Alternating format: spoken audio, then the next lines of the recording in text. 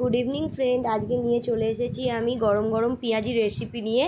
এই যে আমি একটা প্লেটের মধ্যে বা থালার মধ্যে নিয়ে নিয়েছি কিছুটা কুচানো পেঁয়াজ, 1 চামচ মতো বেসন আর কাঁচা লঙ্কা। এই যে দেখছেন সবই কিন্তু ড্রাই রয়েছে, কিছুই মানে আর এক্সট্রা ইউজ করিনি এখনো পর্যন্ত। এই যে 4টে আমি পেঁয়াজ কুচিয়ে নিয়েছি, 4টে কাঁচা লঙ্কা কুচিয়ে নিয়েছি আর 1 চামচ বেসন দিয়ে থালার মধ্যে রেখে দিয়েছি। আর তারপরে দিয়ে দিচ্ছি একটুখানি সামান্য পরিমাণ হলুদ গুঁড়ো আর সামান্য পরিমাণ লঙ্কার গুঁড়ো। এই যে দিয়ে দিলাম আর দিয়ে দিচ্ছি খাবার পরিমাণ মতো মানে পরিমাণ মতো একটু নুন। তো এই যে আমি দিয়ে এটাকে ভালো করে চটকে চটকে মাখিয়ে নেব।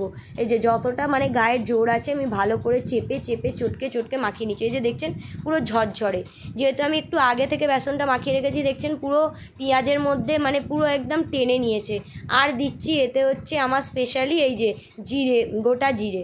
তো বন্ধুরা পেঁয়াজি কখনো আপনারা এইভাবে খাননি আমার যতটা মনে হয়। এই যে গোটা জিরে দিয়ে আমার মনে হয় না কেউ পেঁয়াজি বানায় বলে, কিন্তু আমি এটা বানিয়েছি কারণ হচ্ছে জিরে যেহেতু ডাইজেস্ট করে, তো আমার মনে হচ্ছে যে এতে জিরে দিলে আমার মানে ডাইজেস্ট করার ক্ষমতাটা ভালো থাকবে, তো সেই জন্য আমি এতে জিরে অ্যাড করেছি। তো আপনারা বন্ধুরা খেয়ে বলবেন কী রকম লেগেছিল। তো এই যে আমি সামান্য পরিমাণ এতে জলও দিয়ে দিলাম, দেখলেন 2 চামচ মতো জল দিয়ে দিলাম। আমি একবারে বেসনটা অ্যাড করিনি, আমি আরও 1 চামচ বেসন অ্যাড করব, কিন্তু সেটা পরে। এই যে আমি এইগুলো দিয়ে ভালো করে চটকে চটকে নিচ্ছি এটাই কারণ যাতে পেঁয়াজের জলটা বেরিয়ে আসে। তো পেঁয়াজের দেখুন জলটা মোটামুটি পরিমাণে বেরিয়েই আসছে। তো এবারে কি করছি আমি এর মধ্যে দিয়ে দেব হচ্ছে 1 চামচ মতো কর্নফ্লাওয়ার। তো কর্নফ্লাওয়ার বন্ধুরা এই যে 1 চামচ মতো কর্নফ্লাওয়ার দিয়ে দেবো। তো যেহেতু কর্নফ্লাওয়ার সব সচরাচর পেঁয়াজিতে ব্যবহার হয় না, কিন্তু আমি এই অ্যারারুটটা বা কর্নফ্লাওয়ারটা মানে ব্যবহার করছি, তার কারণ হচ্ছে এই অ্যারারুট বা কর্নফ্লাওয়ার দিয়ে খেয়ে দেখবেন বন্ধুরা যে পেঁয়াজিটা কত টেস্টি হয়। তো এই যে আমি অ্যারারুটটা ভালো করে মাখিয়ে নিলাম এর মধ্যে। আর আমি দিয়ে দেবো হচ্ছে 1 চামচ মতো, বললাম ফার্স্টেই দিয়েছিলাম আমি 1 চামচ মতো বেসন। আর আমি এই যে পুরো মিশ্রণটা মাখানো হয়ে যাওয়ার পরে এই যে দেখছেন পুরো পেঁয়াজগুলো এখনও ঝরঝরে আছে আর এর থেকে হালকা হালকা জল ছেড়েছে।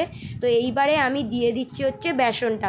তাহলে কি হলো, পেঁয়াজটা আমার পুরো ড্রাই মানে ড্রাই হয়ে যাবে। আর বেশি পরিমাণে বেসন দেবেন না বন্ধুরা, বেশি পরিমাণে বেসন দিলে সেই পেঁয়াজিটা খেতে ভালো হয় না, শুধু বেসনেরই তাতে স্বাদ লাগে। এই যে বন্ধুরা এ দেখুন পুরো ঝরঝরে টাইপেরই হবে পেঁয়াজিটা। আর এর মধ্যে আপনারা বেশি বেসন দেবেন না, বারবার বলছি বন্ধুরা। আর জিরে একটা টিপস দিই আপনাদেরকে, জিরে যেহেতু ডাইজেস্ট করে, তো যাদের যাদের গ্যাসের প্রবলেম আছে তারা জিরে চিবিয়ে জল খেতে পারেন। আর এই যে দেখছেন বন্ধুরা পুরো ঝরঝরে হয়েছে, হাতে তুললেই দেখছেন এই যে ঝরঝর করে পড়ে যাচ্ছে।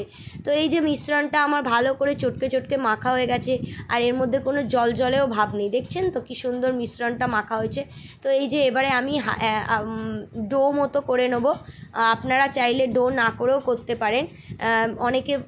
অনেকে মনে করছেন যে পেঁয়াজি কি করে ভাজবো, তো এই যে হাতের মধ্যে নিয়ে চাইলে আপনি ডো করেও নিতে পারেন। এই যে কড়া দেখছেন, কড়াতে তেলও দিয়ে দিয়েছি, গরমও প্রায় হয়ে গেছে, ধোঁয়া উঠছে। তো এই যে পেঁয়াজিগুলোকে আমি ভাজবো।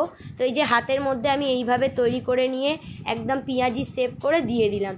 হাতের মধ্যে আপনারা চাইলে গোল গোল ডো করে নিতে পারেন, মানে যেটাকে বলে নাড়ু পাকানো।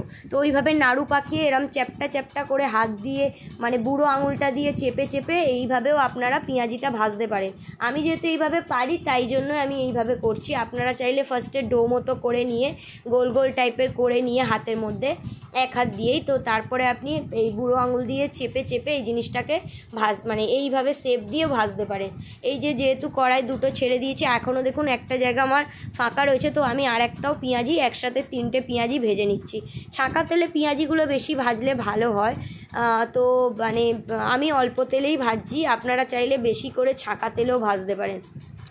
তো এই যে দেখছেন বন্ধুরা আমি থালাটা কাচাচ্ছি, দেখছেন তো ভালো করে, বেশি কিন্তু আমি বেসন একদমই ইউজ করিনি। যদি আমি 4টে এতে যদি মানে পেঁয়াজিটা যদি বেশি বেসন দিতাম, এই যে পেঁয়াজিগুলো আমি উল্টে দিলাম, বলছিলাম যেটা যে যদি আমি বেশি বেসন দিতাম তাহলে সেগুলো ঘুটে ঘুটে টাইপের খেতে হতো, ভালো লাগতো না। তো এই যে বন্ধুরা দেখছেন লাল লাল করে একটু হালকা চেপে চেপে আমি পেঁয়াজিগুলোকে ভেজে নিচ্ছি, যাতে ভিতরে যদি না মানে ভাজা না হয়, যাতে কাঁচা কাঁচা না থাকে। তো এই যে মোটামুটি ভাজা হয়ে গেছে। তো আমি একটা নিয়ে নিচ্ছি স্টিলের প্লেট, আর তার মধ্যে নিয়ে নিয়েছি হচ্ছে আমি একটা টিস্যু পেপার, আর এই টিস্যু পেপারের মধ্যে আমি তুলবো। টিস্যু পেপারে জানেন তো বন্ধুরা তেল খুব অ্যাবজর্ব করে, তো তার জন্য এই যে পেঁয়াজিগুলো আমি এই টিস্যু পেপারে তুলবো। কারণ আমি বেশি তেল মশলা অত পছন্দ করি না, তেল মশলা অত আমরা খাই না, তো যার জন্য টিস্যু পেপারে তুললে এই তেলগুলো এর মধ্যে অ্যাবজর্ব হয়ে যাবে। আমি উল্টে পাল্টে নেবো, তাহলে কী হবে, যত তেলগুলো থাকবে টিস্যু পেপারে লেগে যাবে, আর আমার খেলেও ওটা কোনো আমার শরীরের পক্ষে খারাপ করবে না। আপনারা চাইলে টিস্যু পেপার না থাকলেও অনেকে যদি ভালো খবরের কাগজ হয় তাহলে একটু কাপড় দিয়ে ভালো করে শুকনো করে মুছে আপনারা তাতেও তুলতে পারেন। কিন্তু এখন তো এই করোনার পর থেকে কেউ আর সেইভাবে মানে খবরের কাগজ ইউজ করে না, তো আপনারা টিস্যু পেপারটাই সচরাচর ব্যবহার করবেন। তো এই যে দেখছেন লাল লাল করে পেঁয়াজি ভাজা হয়ে গেছে, আমার পেঁয়াজি প্রায় রেডি। তো দেখুন বন্ধুরা কীরকম হয়েছে পেঁয়াজির কালারগুলো, আর আপনারা প্লিজ কমেন্ট করে জানাবেন। আর আমার এই রেসিপিটা কীরকম লাগলো প্লিজ আপনারা একবার করে অবশ্যই খাবেন আর আমাকে জানাবেন। Thank you.